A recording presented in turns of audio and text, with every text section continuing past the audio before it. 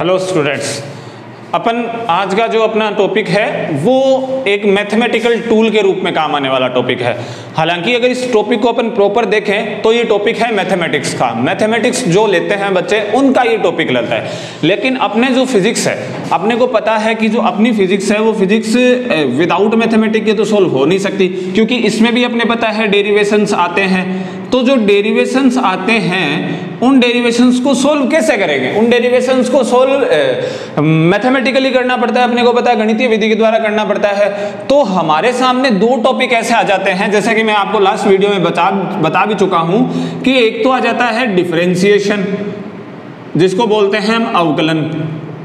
एक तो टॉपिक आ जाता है ये, एक आ जाता है हमारे पास इंटीग्रेशन, जिसको हम बोलते हैं समाकलन। ये कुछ टॉपिक हमारे सामने आ जाते हैं जिनके बिना हम हमारी मैथमेटिक्स को सॉल्व नहीं कर सकते। और ये टॉपिक जो होते हैं वो अपन ऐसे मान सकते हैं कि बायोलॉजी वालों के लिए थोड़ी प्रॉब्लम्स हो सकती है, क्योंकि मैथमेटिक्स वाले तो मैथमेटिक्स में इनको पढ़ लेते हैं, उनके पास फिजिक्स के अलावा कोई ऑप्शन नहीं होता इनको पढ़ने के लिए। तो आज का जो हमारा वीडियो है, हमारे थर्ड चैप्टर को शुरू करने से पहले, हमने अभी तक थर्ड चैप्टर को शुरू नहीं किया है। थर्ड चैप्टर को शुरू करने से पहले हम 2 वीडियो 3 वीडियो ऐसे बनाएंगे जो मैथमेटिकल टूल्स के लिए हो, जो हमारे फॉर्मूलाज के लिए हो, जिनसे हमें फॉर्मूलाज मिले, हम उन फॉर्मूलों को पढ़ें। हालांकि ये टॉपिक 11th और 12th दोनों के काम आने वाला टॉपिक है, बट 12th वाले बच्चे 11th में पढ़ चुके होते हैं, तो ये मोस्ट इंपोर्टेंट जो अपन जिसके लिए बना रहे हैं वो है हमारी क्लास 11th। तो क्लास 11th के लिए आज अपन एक टॉपिक बना रहे हैं जिसका नाम है डिफरेंशिएशन। ओके, तो मैं अब बिना कुछ और चीजें बातें किए हुए और मैं अपने इस टॉपिक को शुरू करता हूं, जिसका नाम है डिफरेंशिएशन। शानदार सा टॉपिक है, जानदार सा टॉपिक है, पूरा एक समुद्र है इंटीग्रेशन एंड डिफरेंशिएशन, बट हम समुद्र के किनारे किनारे से गुजर लेंगे और अपनी अपनी काम की चीजों को हम वहां से छांट लेंगे। क्योंकि हमारा सब्जेक्ट फिजिक्स है तो हम इतनी गहराई में नहीं उतरेंगे डिफरेंशिएशन और इंटीग्रेशन पे। मैथमेटिक्स वाले उतरते हैं तो उनको उतरने दो, हम नहीं उतरेंगे क्योंकि हमारे पास पैराशूट नहीं है। तो समुद्र में उतरने के लिए कौन सा पैराशूट चाहिए सर? पर जो भी है, जो भी चीज चाहिए वो हमारे पास नहीं है और हम नहीं उतरेंगे, हम इसको किनारे किनारे से पढ़ना स्टार्ट करेंगे। सबसे पहले क्वेश्चन सामने ये आता है कि what is differentiation? What is differentiation? अवकलन क्या होता है? देखो बच्चों, अवकलन जो होता है मेन, अगर अपन डिफरेंशिएशन को देखें, अगर आप कहीं देखोगे तो डिफरेंशिएशन लिखा हुआ आएगा dy/dx। नॉर्मली ऐसे डिफरेंशिएशन लिखा हुआ आता है। dy/dx का मतलब होता है स्लोप। क्या होता है ये स्लोप होती है। स्लोप को हिंदी में बोला जाता है ढाल। ये किसी ग्राफ की, ये किसी वक्र की, ये किसी कर्व की ढाल होती है। कर्व तो वाई और एक्सिस के बीच में खींचा जाता है, तो ये किसी न किसी कर्व की ढाल होती है। ढाल कैसे होती है, चलो अपन चलते हैं कि ढाल कैसे होती है। जैसा कि बच्चों माना कि ये कोई एक हमारे पास फ्रेम ऑफ रेफरेंस है, ये x है और ये y है। ये x और y के बीच में एक ग्राफ है जो कि एक स्ट्रेट लाइन है। ये एक स्ट्रेट लाइन है, हमें दिखाई दे रही है सर। ओके, स्ट्रेट लाइन है, सीधी रेखा है। ये एक सीधी रेखा है। ये सीधी रेखा ग्राफ है किन किन के बीच में? y और x के बीच में। अब कोई आपको कह दे कि आप सीधी रेखा की ढाल ज्ञात करो, तो आप क्या करोगे? इसका एक एंगल बनाओगे, किसके साथ? थीटा बना दिया। थीटा क्या है? थीटा एंगल है बच्चों। थीटा एंगल है बिटवीन किस किस के बीच में है? ग्राफ, जो हमारा कर्व है वो ग्राफ और एक्स एक्सिस, ग्राफ और एक्स एक्सिस के बीच का एंगल है। थीटा क्या है? कोण है। किसके बीच का? हमारा जो ग्राफ, जो कि आपको सीधी रेखा दिखाई दे रही है, उसके और एक्स एक्सिस के बीच का कोण है। आगे बात समझ में? थीटा क्या है? Theta is a angle made between the, या between the angle between the graph and positive x axis. Okay, कोई दिक्कत नहीं। अब जो स्लोप है इस कर्व की, ये स्लोप होती है बच्चों tan थीटा। ये हम tan थीटा से देखते हैं, आप सबको पता है। इस कर्व की ढाल को किससे देखते हैं? tan थीटा से। थीटा ये रहा, इसका tan ज्योमेट्री निकाल लेंगे। थीटा कितना भी दिया हुआ होगा, इसकी tan ज्योमेट्री निकाल दो, tan ज्यामिति निकाल दो, वो क्या आ जाएगी? इसकी ढाल। अब ये तो इस बिंदु पर, कोई कह दे आपको इस बिंदु पर ले, ए पॉइंट वाले बिंदु पर ले, तो ये लो साहब ए पॉइंट वाले बिंदु पर ये एंगल थीटा, इसका निकाल दो, आपके जच रही है तो इसका निकाल दो, कोई दिक्कत नहीं है। जैसी आपकी इच्छा है, ये थीटा और ये थीटा दोनों समान होंगे बच्चों। जो आपको थीटा 2 दिखाई दे रहे हैं, ये थीटा दोनों समान होंगे।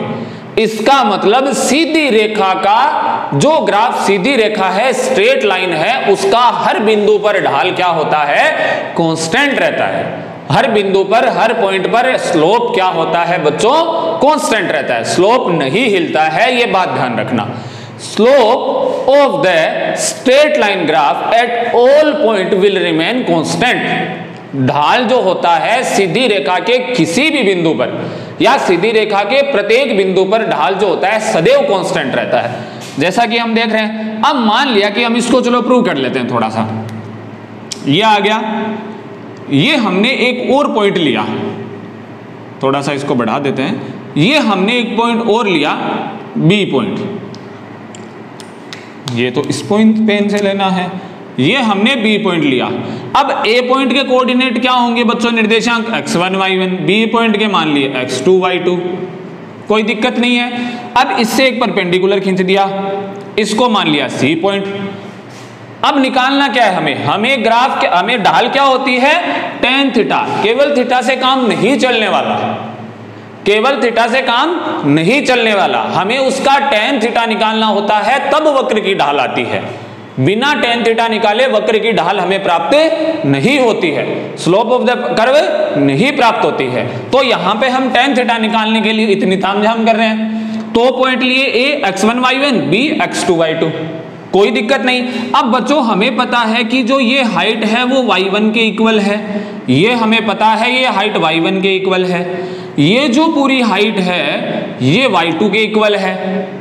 भाई ये इतनी y2 के इक्वल है, ये इतनी y1 के इक्वल है, तो आपके सामने दिखाई दे रहा है BC क्या बचेगा बच्चों? BC इज इक्वल्स टू बचेगा y2 माइनस y1। ये कोई अलग बात नहीं है, एकदम सामने ग्राफ से स्पष्ट है। BC क्या बचेगा? y2 minus y1। भाई ये पूरी ढाल कितनी है? y2। ये पूरी ढाल कितनी है? y1। तो ऑब्वियस सी बात है BC कितना बचेगा? y2 minus y1। ये तो जीरो है ही। इतना हम चल रहे हैं x1, इतना हम चल रहे हैं x2, इतना हम चल रहे हैं x2, तो ये कितना बचना है बच्चों? आपको पता है x2 माइनस x1 बचेगा। इसका मतलब आपके लिए AC कितना बचेगा? AC is equals to x2 minus x1। कोई दिक्कत नहीं है यहां तक। अब इस ट्राइंगल को यहां से काट के मैं यहां बना लेता हूं। ये ट्राइंगल है मेरे पास, ये है A, ये है C, ये है B। इसमें ये तो है y2 माइनस y1, ये है x2 माइनस x1, और ये अपना भाई थीटा। ओके, ये अपने वाला भाई थीटा, जिसकी tan ज्योमेट्री हमें निकालनी है। अब tan थीटा हमें पता है कि tan थीटा जो होता है वो परपेंडिकुलर अपॉन बेस होता है, लंब बट्टा आधार होता है। परपेंडिकुलर अपॉन बेस होता है tan थीटा, लंब बट्टा आधार होता है, ये हमें पता है एकदम अच्छे से, क्योंकि हम 10th में ट्रिग्नोमेट्री को पढ़ के आ चुके हैं। तो यहां से एंगल के सामने वाली साइड क्या होती है? परपेंडिकुलर। तो y2 माइनस y1 निकालो, ये हो गया बेस, तो x2 माइनस x1 निकालो। तो ये tan थीटा बराबर y2 माइनस y1 बट्टे x2 माइनस x1 स्लोप निकल जाती है किसकी? स्ट्रेट लाइन की। अब हमें ये पता है कि x1 y1 जहां है वहीं रहने हैं, x2 y2 जहां है वहीं रहने हैं। अगर पैरेलल लाइन है, सॉरी, अगर स्ट्रेट लाइन है तो उसके जो कोऑर्डिनेट्स हैं उनके नंबर बढ़ते जाने हैं, बट उनका रेशियो वही रहेगा। उनका रेशियो बच्चों वही रहेगा, कहीं चेंज नहीं होने वाला। कोई भी स्ट्रेट लाइन का ग्राफ खींच के आप देख लेना, अगर ये स्लोप कांस्टेंट नहीं आए तो आप मेरे को जरूर बताना। इसलिए स्लोप क्या आएगी बच्चों? कांस्टेंट आएगी स्ट्रेट लाइन ग्राफ की। स्ट्रेट लाइन ग्राफ की स्लोप प्रत्येक बिंदु पर क्या आएगी? कांस्टेंट आएगी। तो ये तो मैंने स्ट्रेट लाइन ग्राफ के लिए चर्चा की है, लेकिन जरूरी नहीं होता है कि हमें हर जगह स्ट्रेट लाइन कर्व ही मिले। कहीं हमारे पास अलग प्रकार के भी कर्व्स आ सकते हैं, तो हम अलग प्रकार के कर्व लेते हैं, और उसी से हमारा किसका कंसेप्ट उठेगा? डिफरेंशिएशन का। यहां से तो अभी तक कंसेप्ट उठा ही नहीं, क्योंकि ये आना चाहिए अगर कंसेप्ट उठा तो। यहां तो ये कुछ आया ही नहीं, यहां तो आ गया y2 माइनस y1 बट्टा x2 माइनस x1, क्योंकि हमें पता है कि स्ट्रेट लाइन जो ग्राफ होता है उसकी जो ढाल, उसकी स्लोप प्रत्येक बिंदु पर क्या रहती है? नियत रहती है। आई बात समझ में? ओके, अब हम लेते हैं कोई अलग प्रकार के कर्व। जब अलग प्रकार के कर्व लेते हैं बच्चों, वीडियोस को बड़े ध्यान से देखना, इस वीडियो को बहुत हेल्प करेगा आपकी 11th और 12th में। मैथमेटिक वाले बच्चों भी ध्यान से देखना, जब आपको अपने टीचर्स मैथमेटिक पढ़ाएंगे तो आपकी बहुत हेल्प करेगा ये वीडियो। अब मान लीजिए कि मेरे पास कोई एक कर्व है,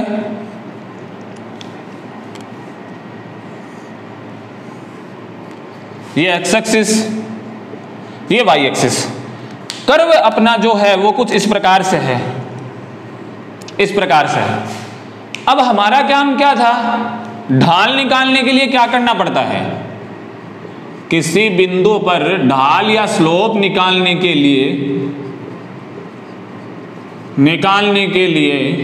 एक टेंजेंट खींचना पड़ता है बच्चों। क्या खींचना पड़ता है, टेंजेंट का मतलब होता है स्पर्श रेखा। एक स्पर्श रेखा खींचनी पड़ती है। तो मान लीजिए कि आपको किसी पॉइंट ए पर, ये 2 पॉइंट मैं आपको दे रहा हूं, ए पॉइंट यहां पे और बी पॉइंट यहां पे, इन पे आपको ढाल चाहिए। मैंने क्या कहा, स्ट्रेट लाइन कर्व के ऊपर कितने ही पॉइंट ले लो, सबके ऊपर ढाल कांस्टेंट रहेगी। यहां पे 2 पॉइंट है, अब दोनों के ऊपर खींचो बच्चों, इसके ऊपर स्पर्श रेखा खींचो। सबसे पहले ये खींच दी स्पर्श रेखा, ये थीटा, इसके ऊपर स्पर्श रेखा खींचो, ये खींचो, ये छोटा एंगल, ये बड़ा एंगल, तो θ1 and θ2 are different, θ1 and θ2 are different but are made by the tangent on the points which are at same curve, जो कि एक ही कर्व पे हैं, डिफरेंट पॉइंट्स हैं, उनके ऊपर टेंजेंट खींच के बनाए गए एंगल हैं, लेकिन वो कर्व पे तो एक ही है। इसका मतलब इस कर्व के ऊपर हमें प्रत्येक बिंदु पर ढाल का मान विभिन्न प्राप्त होगा। अर्थात जो हमारा ऐसे कर्व शेप का होगा, जो हमारा वक्राकार ग्राफ होगा, उसके प्रत्येक बिंदु पर हमें जो ढाल मिलेगी, हमें जो स्लोप मिलेगी, वो डिफरेंट मिलेगी बच्चों। कैसी स्लोप मिलेगी, हमें डिफरेंट स्लोप मिलेगी। लेकिन हमें डिफरेंट स्लोप नहीं लेनी है। क्योंकि डिफरेंट स्लोप क्यों नहीं लेनी है, क्योंकि हम tan थीटा एक ट्राइंगल से निकालते थे, एक ट्राइंगल से निकालते थे। मानो कि मैं इसको ले लूं x1 y1, ये पॉइंट x1 y1, इस पॉइंट को ले लूं मैं x2 y2, मैंने यहां खींच दी, इससे एक परपेंडिकुलर डाल दिया C पॉइंट। लेकिन अगर आप इन दोनों को खींचोगे, इन दोनों को, तो ये ग्राफ को इंटरसेक्ट करेगी। Note A tangent line, AB is note A tangent line, ये एक स्पर्श रेखा नहीं होगी। It is a intersecting line, ये एक प्रतिच्छेदी रेखा होगी बच्चों, जो क्या करेगी, ग्राफ को प्रतिच्छेद करेगी। जबकि प्रतिच्छेदी रेखाओं का तो यहां काम ही नहीं है। स्लोप में प्रतिच्छेदी रेखाओं का क्या काम है, हमें तो टेंजेंट लाइन चाहिए। अब टेंजेंट लाइन चाहिए तो एक मसला यहां आ गया कि टेंजेंट लाइन कैसे लाओगे आप, टेंजेंट लाइन कैसे लाओगे आप। तो फिर क्या हुआ, तो फिर किया गया, वैज्ञानिकों ने, साइंटिस्ट ने कहा कि A to B, ए को कहां ले जाओ, बी के एकदम करीब ले जाओ, ए को बी के एकदम करीब ले जाओ। A tends to very close to the B, A को बहुत ही नजदीक ले जाओ बी के। मान लीजिए कि हम यहां ले आए ए को, ध्यान देना मेरी बात को समझने की कोशिश करना, बहुत इंटरेस्टिंग चीज है। मैं क्या ले आया, ए को उठा के ले आया यहां। अब एक स्पर्श रेखा, आप दोनों पे एक पैरेलल स्पर्श रेखा खींच सकते हो, ये एक स्पर्श रेखा हो गई। अब आप बना सकते हो ये सी पॉइंट, ये एक ट्राइंगल बन गया ABC, और ये एंगल बन जाएगा थीटा। ध्यान देना बच्चों, थोड़ा सा आपको ग्राफ में कम दिखाई दे रहा है, मैं इस ग्राफ को एक बार और बनाऊंगा, रिवाइज करूंगा। मैंने क्या कहा कि ये जो वक्राकार ग्राफ है, इसके प्रत्येक बिंदु पर हमें डिफरेंट स्लोप मिल रहे थे, लेकिन हमें स्लोप को एक ही लाना। तो हम क्या करेंगे, एक ट्राइंगल बनाना था, क्योंकि स्लोप को कैलकुलेट करना है ना। स्लोप का कैलकुलेशन का फॉर्मूला क्या था हमारे पास, tan थीटा बराबर y2 माइनस y1 बट्टा x2 माइनस x1।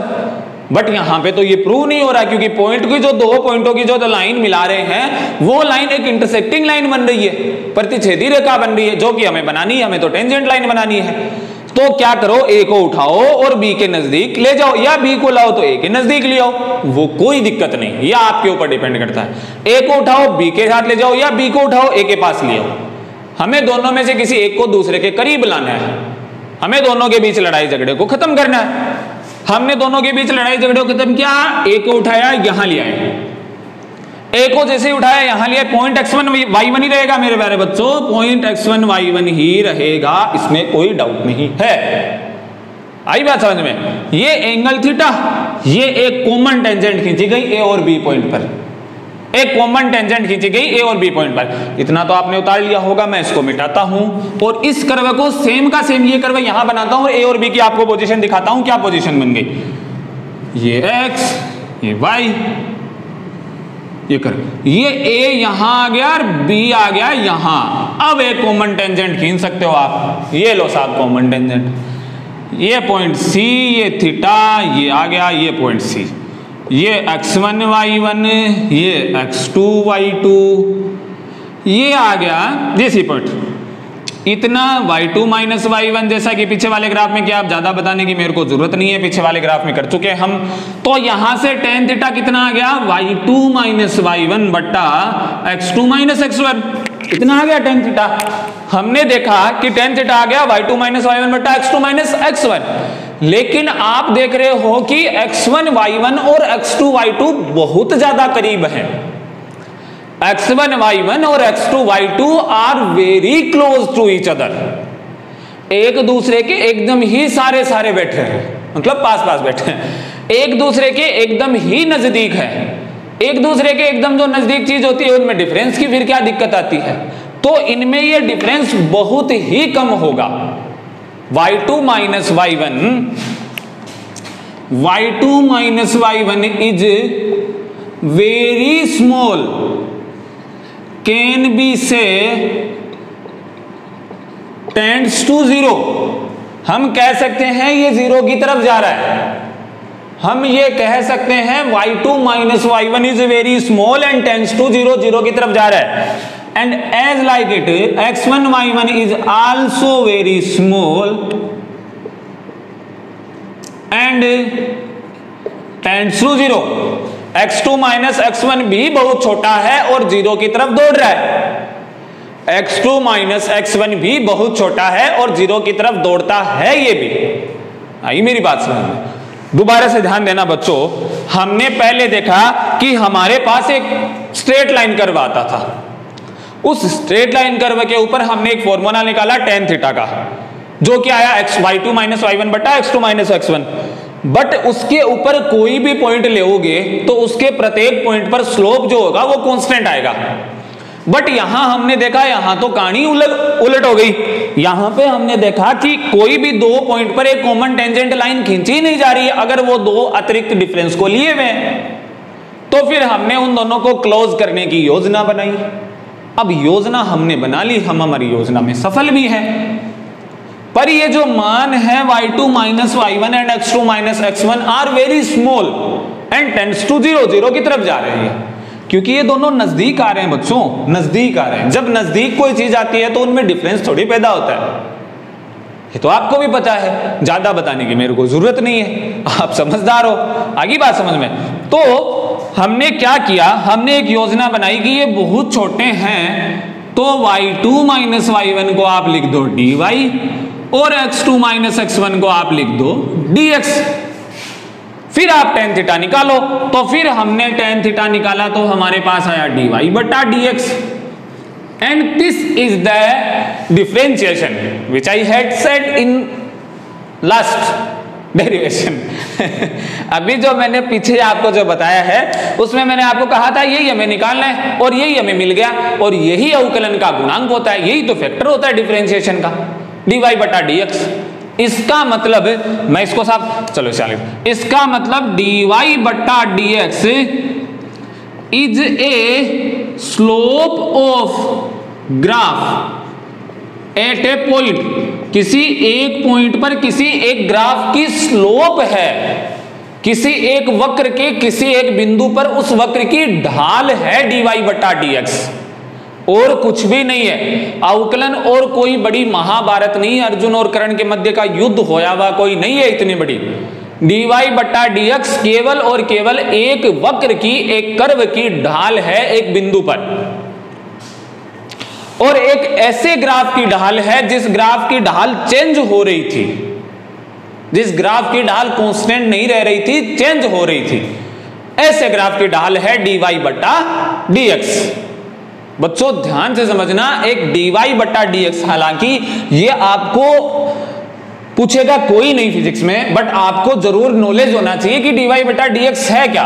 dy बटा dx, चलो मैं इसको लिख देता हूं, यहां इसको मिटाता हूं, मैं आपको समझ में आ गया, मैं उम्मीद करता हूं ये चीज उम्मीद ही कर सकते हो सर आप।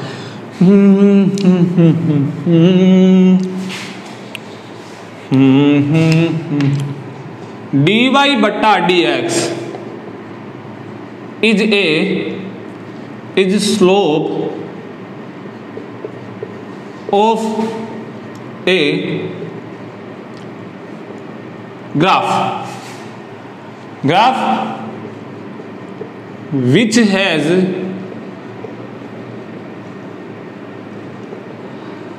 different slope at different points। ठीक है, ये क्या है, स्लोप है उस ग्राफ की जो ग्राफ डिफरेंट पॉइंट्स पर डिफरेंट स्लोप रखता है। उस ग्राफ की एक स्लोप है dy बटा dx। आगे बात समझ में, ये बच्चों यहां पे डिफरेंशिएशन का बेसिक पूरा होता है। अब अपन देखेंगे फॉर्मूलाज फॉर डिफरेंशिएशन। ओके, अब हम चलते हैं फॉर्मूलाज फॉर डिफरेंशिएशन की। डिफरेंशिएशन के क्या क्या फॉर्मूला हैं जो अपने को काम में लेने हैं, जिनके द्वारा अपनी काइनेमेटिक्स पूरी होगी, जिनके द्वारा अपनी आगे की प्रक्रियाएं, आगे की डेरिवेशन इन ओवर सब्जेक्ट, प्यारा सा सब्जेक्ट, ब्यूटीफुल सा subject physics. Okay okay sir, अब अपन देखेंगे कुछ फॉर्मूलाज, सूत्र। ठीक है, सबसे पहला सूत्र हम देखेंगे। चलो उससे पहले मैं आपको एक चीज और बता देना चाहता हूं। जैसे बच्चों क्या आया, हमने क्या लिखा, dy बट्टा dx, इसका मतलब क्या है, फॉर्मूला भी स्टार्ट नहीं है, न्यू नंबर लिखूंगा मैं फॉर्मूला। dy बट्टा dx क्या है, डिफरेंशिएट, या लिख सकते हैं डिफरेंशिएशन अवकलन of y with respect to x, x के सापेक्ष y का अवकलन, x के सापेक्ष y का अवकलन। इसका मतलब ये हुआ कि y x का फलन है, इसका मतलब ये हुआ y x के ऊपर डिपेंड करता है, y x पर निर्भर करता है, तभी y का अवकलन होगा x के सापेक्ष, वरना y का अवकलन x के सापेक्ष नहीं होगा। y का अवकलन x के सापेक्ष तभी होगा जब y x पे निर्भर करेगा। यदि y x पे निर्भर नहीं कर रहा है, it means y is depend upon x। If y is not depend, ये मना कर दे, ना साहब मैं तो डिपेंड नहीं करूंगा, तो फिर x बोलेगा नहीं करेगा तो तू जा, मैं तेरा अवकलन भी नहीं करूंगा। ये तो वही बात ठड्डे वाली बात होगी। If y is not depend upon x, then y will be like as a constant for x। यदि y x पर निर्भर नहीं करता है तो y x के लिए एक नियतांक हो जाएगा। y क्या हो जाएगा, x के लिए एक नियतांक हो जाएगा। बच्चों मैथमेटिक्स वाले बहुत ध्यान से देखना इस वीडियो को, बहुत काम आएगा, बहुत काम आने वाला है आपके वीडियो, क्योंकि आपको मैथमेटिक्स में डिफरेंशिएशन बहुत काफी लेट पढ़ाए जाएंगे। 11th क्लास वालों काफी लेट पढ़ाए जाएंगे, क्योंकि आपके एक लिमिट्स और डिफरेंशिएशन का फैक्टर एक ही चैप्टर है मैथमेटिक्स में। 12th में आता है डिफरेंशिएशन और इंटीग्रेशन अलग अलग चैप्टर के रूप में। तो पहले ही आप थोड़ा अपना बेसिक क्लियर रखिए, फॉर्मूलाज को याद रखिए, आपके बहुत ज्यादा हेल्प करेगी in physics and in mathematics also. Okay, then y dy बटा dx क्या कहता है, dy बटा dx ये कहता है differentiation of y with respect to x, but in this condition y is a function, y is a function of the x and y is also depend upon the x. If y is not depend upon the x, then the y will be like as a constant for the x. y अगर x के ऊपर निर्भर नहीं करता है तो y x के लिए कांस्टेंट नियतांक की तरह बिहेव करेगा, पक्का बात। ठीक है, ये बात याद रखना बच्चों, ये बात याद रखना, बहुत ज्यादा काम आएगी। ओके, जरूरी नहीं है y और x भी आए, s t कुछ भी आ सकते हैं, क्योंकि y and x are variables. And in this phenomena, x is a independent variables and y is a dependent variable which is depend upon the x. x एक स्वतंत्र चर है and y यहाँ एक परतंत्र चर की भूमिका निभा रहा है जो किसके ऊपर डिपेंड कर रहा है, x के ऊपर डिपेंड कर रहा है। चलो फॉर्मूलाज के ऊपर चलते हैं। हाँ, फर्स्ट फॉर्मूला अपने पास, फर्स्ट नंबर का फॉर्मूला d बट्टा डी एक्स, एक्स की पावर n, n है बच्चों ये n है ये n है डी बटा डी एक्स एक्स की पावर n। इसका फॉर्मूला होता है n आगे x की power n minus one, n आगे x की पावर n माइनस वन, ये इसका फॉर्मूला होता है। सर कैसे करते हैं? अगर d upon d x x की पावर 3, तो यहाँ n का मान कितना है बच्चों? 3, तो 3 को आगे x की power 3 minus one, 3x square. Okay, अगर d upon d x x की पावर 1/2, देन अब की बार n का मान आधा तो x 1/2 माइनस 1, 1/2 x माइनस 1/2। ये तो आपको गुणा बाकी जोड़ भाग तो करना आना पड़ेगा आपको, it is not my work. Okay, चलो आगे चलते हैं। 7/2, तो 7/2 आगे 7/2 माइनस 1, तो 7/2 x की पावर 5/2, ये मान आ जाएंगे। और क्या लेंगे सर? और भी लेंगे, बहुत एग्जाम्पल है अपने पास, कोई दिक्कत ही नहीं है। d upon d x 4x cube, प्यारे बच्चों 4x क्यूब, 4 तो कांस्टेंट है, कुछ नहीं रखना है।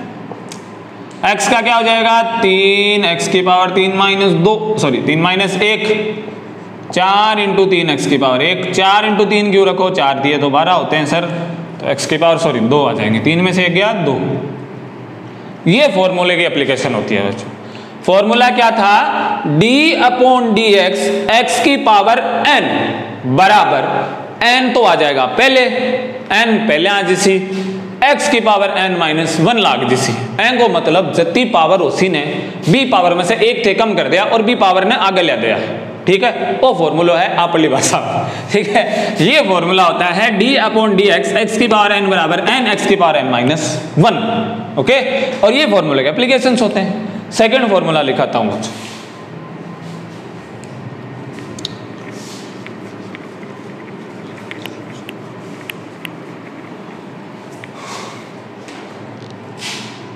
अब किसी के जच जाए कि d अपॉन डी एक्स यहां लाएं कांस्टेंट को, कांस्टेंट का होता है प्यारे बच्चों नियतांक, बराबर इसका अवकलन होता है 0। जैसे भाग के करो d अपॉन डी एक्स और यहाँ पे लिखा हुआ है तिया बराबर 0 कर देना, क्योंकि 3 is a constant, 3 is a constant. Okay, language change नहीं करनी है, 3 इज ए कांस्टेंट, 3 एक नियतांक है, तो इसका अवकलन कितना? 0। ठीक है सर। थर्ड नंबर वाला उतारना भाई आगे साथ साथ में फॉर्मूला, और e की पावर x बराबर होता है e की पावर x, सीधा ही। फोर्थ नंबर का फॉर्मूला होता है d upon d x log e की पावर x। बच्चों ये है लोगरिथम, बहुत काम आने वाला है मैथमेटिक वालों के लिए, बायोलॉजी वाले भी थोड़ा थोड़ा सीखना है। लोगरिथम, लॉग टेबल तो आनी चाहिए, सिखाऊंगा, एक वीडियो बनाऊंगा लॉग टेबल के ऊपर, आसानी से देखना उसको क्या होता है लॉग टेबल के ऊपर, शानदार से एक वीडियो बना के दूंगा आपके सामने, प्रेजेंट हो जाएगा यूट्यूब पे, वही अपने ब्यूटीफुल से चैनल आर्या पब्लिक स्कूल वाले चैनल के ऊपर। इसका फॉर्मूला होता है 1/x। क्या होता है? जो भी इसके चीज साथ में हो उसके नीचे उतार देना, उसको जो भी चीज साथ में हो उसको नीचे उतार देना, बस काम ही खत्म, और आपको कुछ नहीं करना है, और करना है जो बाद में देखेंगे। ठीक है, फॉर्मूला नंबर 5, फॉर्मूला नंबर 5 क्या कहता है? d upon d x a to the power x, a है बच्चों a to the power x, इसका क्या आता है? a टू दी पावर तो x ही रहती है, log e a हो जाता है, log e a, ये e थोड़ा सा नीचे a थोड़ा सा ऊपर, e बेस है a मान है, e बेस है a पावर है, पावर बोलते हैं, पावर बोलते हैं पावर। ओके, 6 नंबर का फॉर्मूला, चलो इसके ऊपर एक सवाल करा देता मैं। d अपॉन डी एक्स, मान लीजिए 4 की पावर x आया, क्या आया? 4 की पावर x, तो पहले तो एज इट इज उतारो 4 की पावर x क्योंकि a की पावर x, फिर log e 4 कर दो। ये हो गया बच्चों, क्या हो गया, d upon d x a की पावर x बराबर a की power x log e a होता है। d अपॉन डी एक्स 4 की पावर x किया तो पहले 4 की पावर x फिर log e की पावर 4, ऐसा कैसा उतार दिया, e टू दी बेस, ये e को बेस बोलते हैं, यहाँ पे e बेस के रूप में भूमिका निभा रहा है। ठीक है, चलो चलते हैं आगे, नेक्स्ट फॉर्मूला।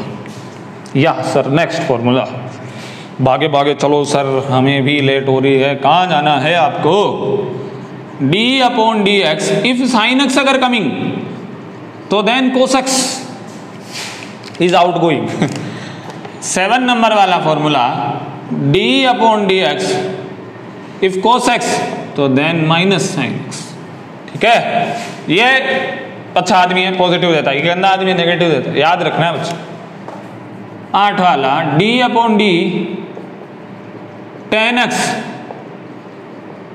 सेक स्क्वायर एक्स। फटाफट उतारो पोज करके वीडियो, कोई जरूरत ही नहीं है, ऑफलाइन वीडियो है। ठीक है, यहां से मिटा रहा हूं इसको। कितने फॉर्मूले हो गए, 8।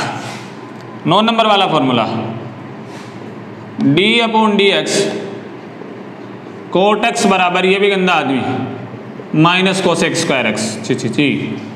ठीक है, एक और मिटाओ सर, और फॉर्मूला लिखते हैं। ये 10 नंबर वाला formula, d upon d x sec x, इसमें आता है सेक एक्स टेन एक्स। ठीक है प्यारे बच्चों, next formula, d upon d cosec x, इसमें आता है minus cosec x cot x. ये कोट है, ये कोसेक है भाई, ये कोट है, कोसेक एक्स बराबर क्या होता है, minus cosec x cot x. Okay okay sir, 11 फॉर्मूले आपको रिमेंबर एकदम रटने हैं, रटोगे अच्छा रहेगा। कोई आपको कहेगा समझा देंगे, डिराइव कर देंगे, but it's all over for the mathematics students. पर अपने, क्योंकि फिजिक्स में अपन बिना बीच में डेरिवेशन के सीधा इसको खचाक से इस्तेमाल करेंगे तो खचाक से जबान पे आ जाना चाहिए। D upon d x sine x cos x होता है sir, d upon d e x ही रहता है sir, d upon d a x log a हो जाता है सर। है बात समझ। अब इनके ऊपर थोड़े से अपन करते हैं न्यूमेरिकल्स, मतलब इनको एप्लीकेशन करते हैं इनकी, कि इनकी एप्लीकेशन क्या होती है, कैसे होती है, क्यों होती है, कब होती है, कहाँ होती है, पता ही नहीं चलता कैसे हो जाती है, कब हो जाती है। ओके सर, करते हैं चलो।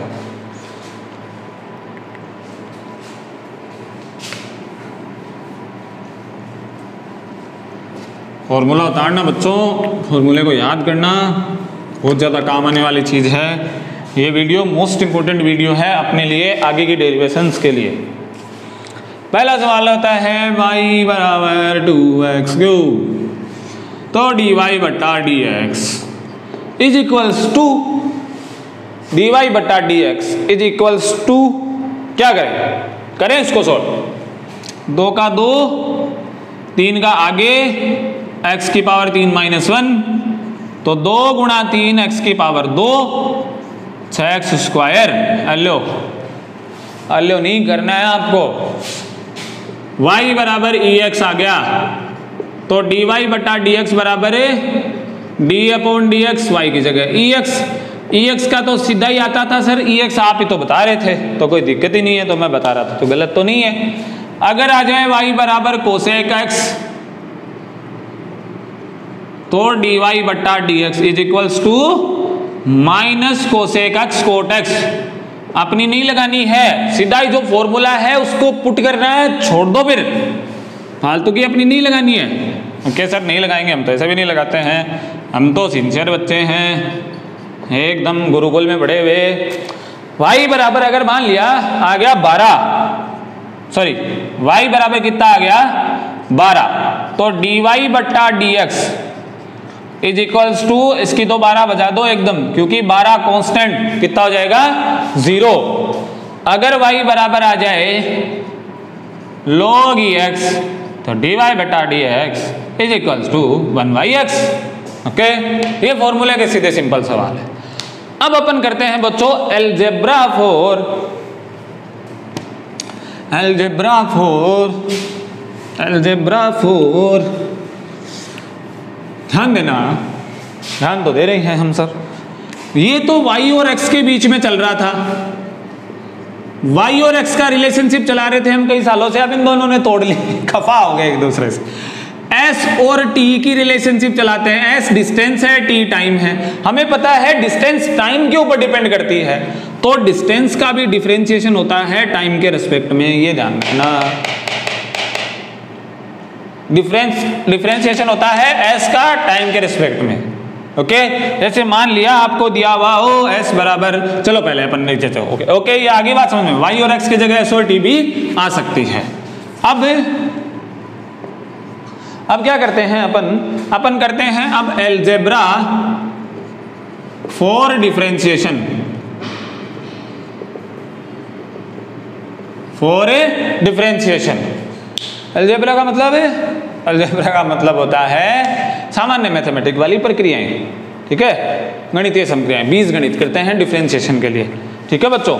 मान लीजिए कि आपके पास आ जाए y बराबर आ जाए x² + 5x, तो अब की बार आपके पास दो वेरिएबल जुड़ के आ रहे हैं और आपको करना है d/dxy, तो आप क्या करोगे, d/dx x² + 5 यही लाओगे आप तो आगे पीछे।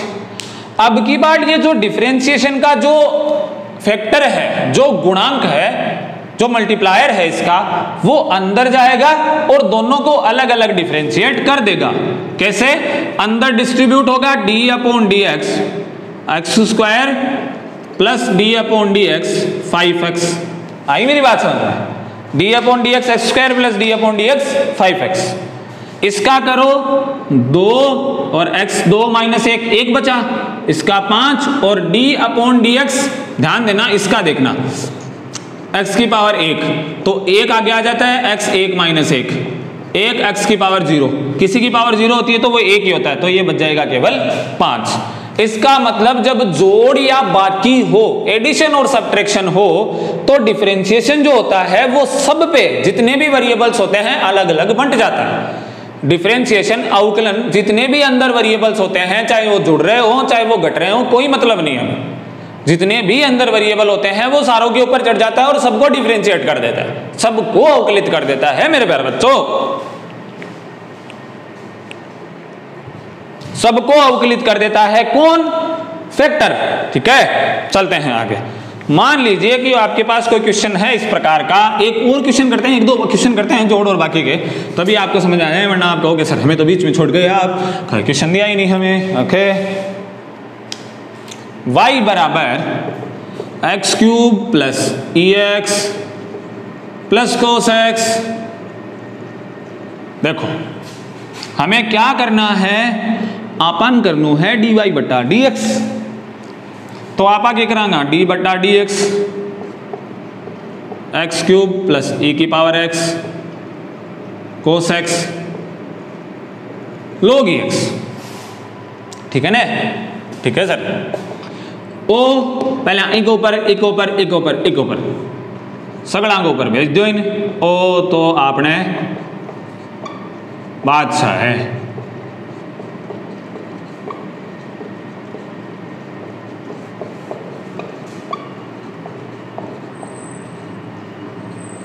ठीक है, हाँ सर भेज दियो। मेरे सूत्र लगाओ, इसका टिया तो आगे, n तो आगे आ जाता है, x की पावर n - 1, 3 में से घटा दो कितना बचा 2, प्लस e⁻x का e⁻x ही बचा, प्लस cos x का, cos गंदी चीज है, ची ची माइनस कर देता है ये sin x जिंदा आदमी, log x का +1/x। ओके, ये हो जाता है इसका डिफरेंशिएशन। एक और क्वेश्चन करते हैं, एक और question, one more question. y बराबर 6x² + 1/√x + cos x, इतना ही ले लेते हैं, चलो कोई बात नहीं, एक और ले लेते हैं, ठीक है, वही वापस करनो तो एक ही काम, d/dx 6x² plus 1 upon under x cos x plus 2x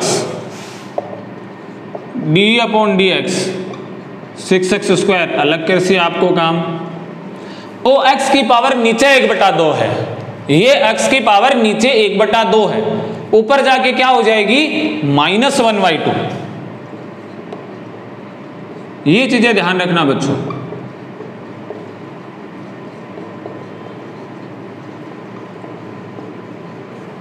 ठीक है, इसका क्या हो जाएगा, 2 आगे आ जाएगा 12x 2 - 1 बचा 1 प्लस कोष्टक लगाओ -1/2 नीचे x की पावर -1/2 -1।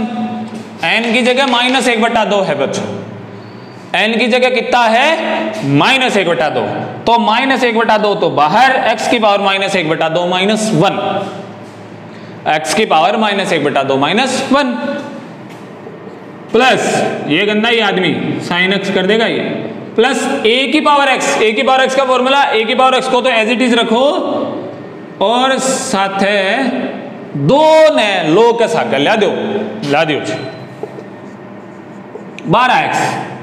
-1/2 x की power -3/2 minus sin x plus 2x log e 2 अल्लो जी ओ था रहो गलत। क्या ओ एडिशन और सब्ट्रैक्शन पर। अब आपा चला मल्टीप्लिकेशन और डिवाइडेशन पर।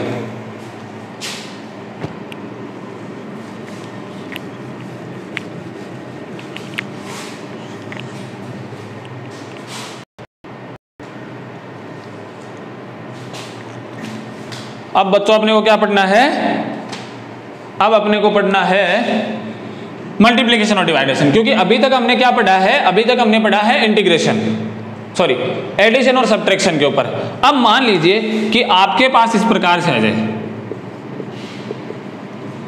y बराबर e की power x dot x square आ जाए, तो आप क्या करोगे, तो यहां बच्चों एक फॉर्मूला काम आता है u डॉट v का, u डॉट v dy बट्टा dx u डॉट v बराबर होता है ये फॉर्मूला u बाहर डॉट dv बट्टा dx प्लस v बाहर डॉट du बट्टा dx। ये फॉर्मूला काम में लेना पड़ता है, थोड़ा सा चेता तो रखना पड़ेगा।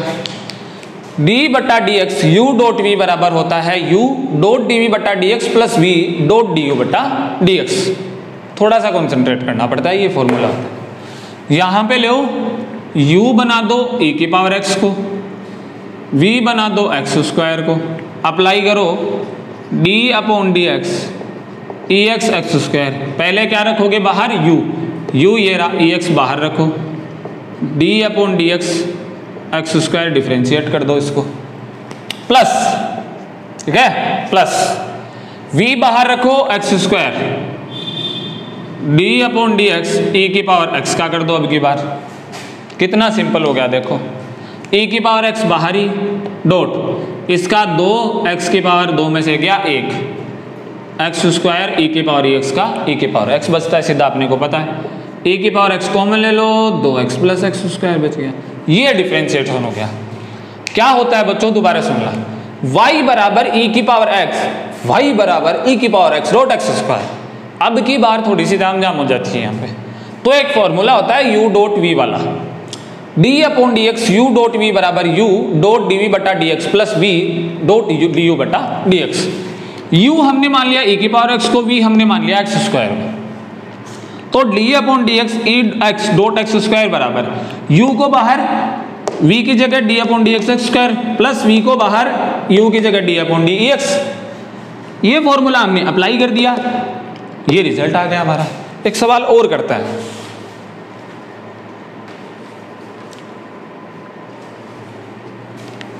एक सवाल और करते हैं प्यारे बच्चों इसके ऊपर, इस फॉर्मूले के ऊपर। हर फॉर्मूले के ऊपर 2 सवाल करेंगे, एक्सपेक्ट है कि आपको समझ में आ जाएगा। कोस एक्स डॉट लॉग ई एक्स गुणा है बीच में, तो u मान लिया हमने कोस एक्स को, v हमने मान लिया लॉग e की पावर x को, 2 चीजें मान ली हमने। डी अपॉन डी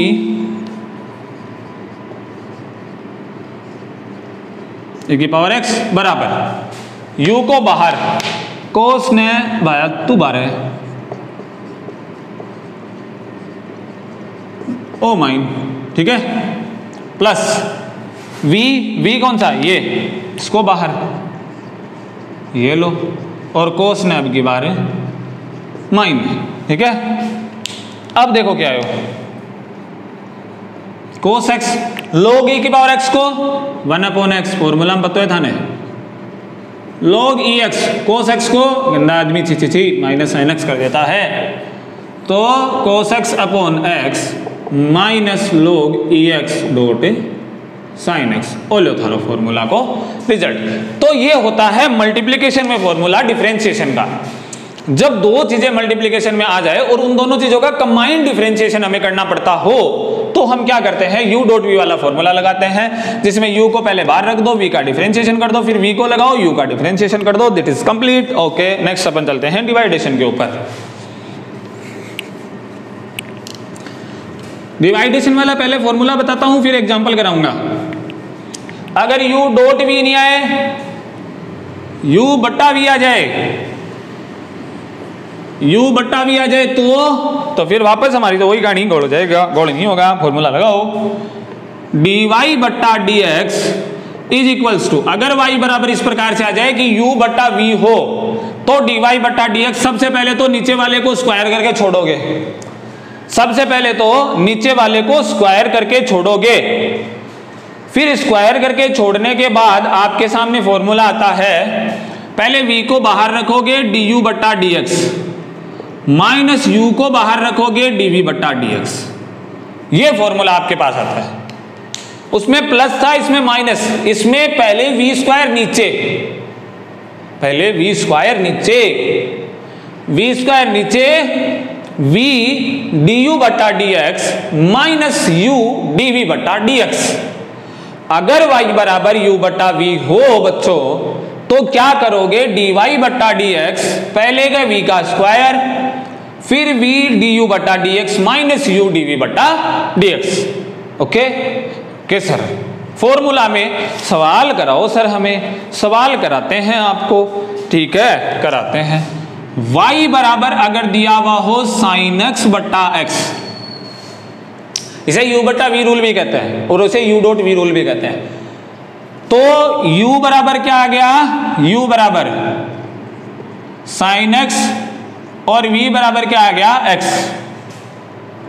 u बराबर क्या आ गया, साइन x और v बराबर x, तो dy बट्टा dx बराबर d upon dx sine x बट्टा x बराबर क्या करेंगे, ये v का काम कौन कर रहा है, x काम कर रहा है v का, तो x स्क्वायर नीचे, x स्क्वायर तो नीचे आ गया अपना, फिर v को बाहर छोड़ो, v को बाहर छोड़ दिया, d अपॉन dx u की जगह साइन x ले, फिर माइनस तो लगाना ही है अब, और साइन x को बाहर और d अपॉन dx x को छोड़ो। देखो बच्चों की कौन करियो आपा, केवल वो फॉर्मूलो यूज करे आप के करियो आपा केवल यहां करियो है कि d अपॉन dx u बट्टा v है, v का स्क्वायर लाए नीचे, v को बाहर छोड़ा du बट्टा dx माइनस u को बाहर छोड़ा dv बट्टा dx, इतना ही किया हमने। फिर हमने क्या किया, ये हमारा u था, ये हमारा v था, ये u था, ये v था, क्या किया, u को साइन x, v को x, फिर x स्क्वायर नीचे, x d upon dx sine x minus sine x d upon dx, क्या किया, साइन x का क्या आ जाता है, ध्यान दो बच्चों, x को रखा, साइन x का आता है कोस x माइनस साइन x और x का सिंपल होता है 1 अपॉन x स्क्वायर, ये आपका रिजल्ट आ जाता है बच्चों। ये अपने अवकलन के फॉर्मूलाज, मेन फॉर्मूलाज पूरे होते हैं। आज के वीडियो को इतना ही बनाते हैं, बड़ा वीडियो हो गया है। नेक्स्ट वीडियो में डिफरेंशिएशन का चलेगा, उस वीडियो में अपन 2 न्यूमेरिकल्स देख के और इसके कुछ एप्लीकेशंस देखेंगे। तब तक के लिए best of luck, thank you so much, पढ़ते रहो।